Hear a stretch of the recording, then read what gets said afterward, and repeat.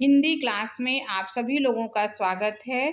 बच्चों, आज हम कक्षा 11 में गरुड़ ध्वज नाटक, जिसे पंडित लक्ष्मी नारायण मिश्र ने लिखा है, इस नाटक के सारांश को इस वीडियो में पढ़ने वाले हैं। ये 5 अंक में आता है और ये सारांश 100% परीक्षा में ज़रूर पूछा जाता है, बहुत इम्पॉर्टेंट है। तो आज इस वीडियो में हम इसी के सारांश को पढ़ने वाले हैं। इसमें हर अंक का अलग अलग सारांश दिया गया है। अगर अलग अलग अंक का पूछा जाता है तो भी आप लिख सकते हैं, और अगर मिलाकर पूरे नाटक का पूछा जाता है तो भी आप इसके आधार पर उसको लिख सकते हैं।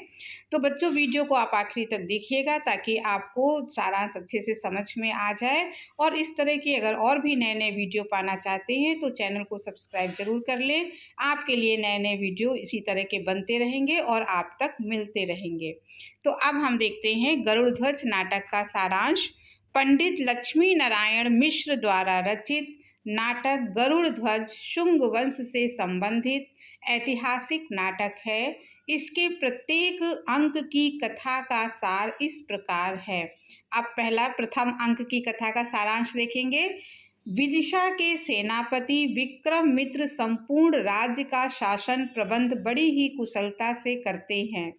एक सैनिक उन्हें महाराज कहकर संबोधित करता है तो नागसेन उससे कहता है कि इसके लिए विक्रमित्र तुम्हें प्राण दंड देंगे। पुष्कर क्षमादान मांगने महाराज के पास जाना चाहता है। काशीराज की पुत्री बासंती और मलयवती सेनापति विक्रमित्र की प्रशंसा करती हैं। वासंती कहती है कि मेरे पिता मुझे एक वृद्ध यवन को सौंपना चाहते थे, परंतु सेनापति जी मुझे बचाकर यहाँ ले आए। वासंती एक मोर नामक युवक से प्रेम करती है। उसी समय कवि कालिदास वहाँ पर आकर विक्रमित्र को आजन्म ब्रह्मचर्य व्रत का पालन करने के कारण भीष्म पितामह कहकर पुकारते हैं। उसी समय कौमुदी का देवभूति द्वारा अपहरण कर लेने तथा काशी चले जाने की सूचना मिलती है। सेनापति विक्रमित्र कालिदास को काशी पर आक्रमण करने के लिए भेजते हैं। यही नाटक का प्रथम अंक समाप्त हो जाता है। अब द्वितीय अंक की कथा इस प्रकार से है।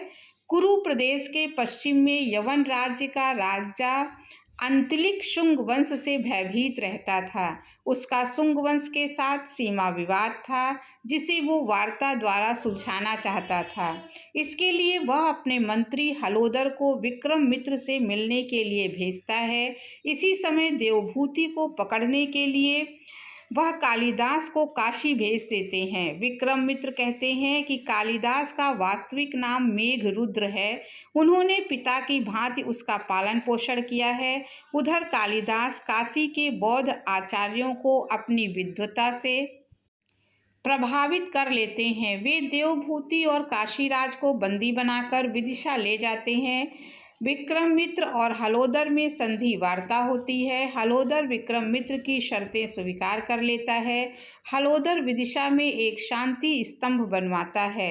इसी समय वासंती कालिदास के गले में पुष्पमाला डाल देती है। अब तृतीय और अंतिम अंक की कथा इस प्रकार है। गरुड़ ध्वज नाटक का तृतीय अंक अवंती में घटित होता है। महेंद्रादित्य के पुत्र विषमशील के नेतृत्व में अनेक वीरों ने मालवा को शकों से मुक्त कराया। राजमाता से विषमशील के लिए चिंतित न होने को कहा जाता है, क्योंकि सेना का संचालन स्वयं कालिदास और मांधाता जैसे विद्वानों के हाथ में है। काशीराज अपनी पुत्री वासंती का विवाह कालिदास के साथ करना चाहते हैं। विक्रमित्र इसे स्वीकार कर लेते हैं। इसी समय विषमशील का राज्याभिषेक किया जाता है और कालिदास को मंत्री पद सौंपा जाता है। कालिदास की मंत्रणा से विषमशील का नाम बदलकर विक्रमादित्य रखा जाता है। कालिदास अपने राजा विक्रमादित्य के नाम पर उसी दिन से विक्रम संवत का प्रवर्तन करते हैं। यहीं पर नाटक समाप्त हो जाता है।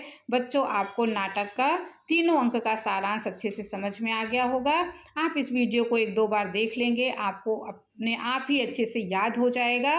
अलग से याद नहीं करना पड़ेगा ना। अगर आपको ये वीडियो अच्छा लगा हो तो बच्चों सब्सक्राइब ज़रूर करिएगा, लाइक कीजिएगा, शेयर कीजिएगा। अब अगले वीडियो में फिर किसी टॉपिक के साथ मिलेंगे। तब तक के लिए धन्यवाद।